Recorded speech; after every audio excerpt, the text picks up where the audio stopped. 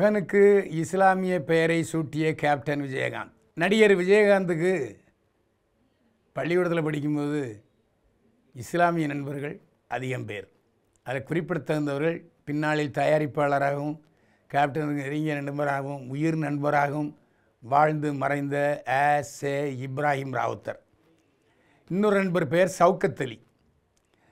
திருமணமாகி முதல் மகனுக்கு கேப்டன் பிரபாகரன் நினைவாக பிரபாகரன் என்று பெயரிட்டார்.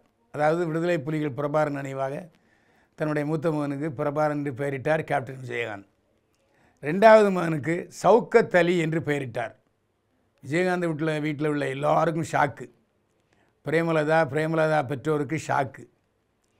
ஒரு 4-5 நாள் கழித்து நைஸாக நல்ல முள்ள விஜயகாந்த் இருக்கும்போது, நீங்கள் சவுக்கத் அலின்னு பேர் வச்சது நாங்கள் எதுக்கலை, ஆனால் அதே சமயத்தில் நீங்கள் இந்து, பிரேமலதா உங்கள் மனைவி இந்து, ஆனால் 2 இந்துக்கு எப்படி முஸ்லீம் பிறப்பார், முஸ்லீம் பேரை எப்படி வைப்பாங்க அப்படின்னு பாஸ்போர்ட் ஆஃபீஸில் கேட்பாங்க, பள்ளிக்கூடத்தில் கேட்பாங்க.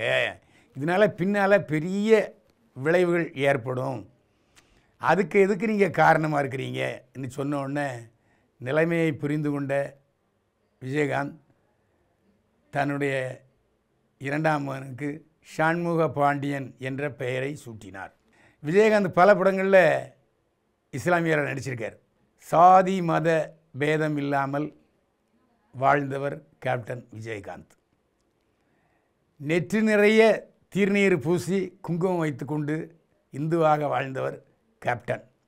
அவருடைய மறைவுக்கு பிறகு சந்தன பிள்ளையில் தூங்கிக் கொண்டிருக்காரே கேப்டன் விஜயகாந்த், அவருடைய நெற்றியில் 3 விரல் அகலமான விபூதி பட்ட குங்குமம் இருந்ததை நீங்களாம் பார்த்துருப்பீங்கன்னு நினைக்கிறேன்.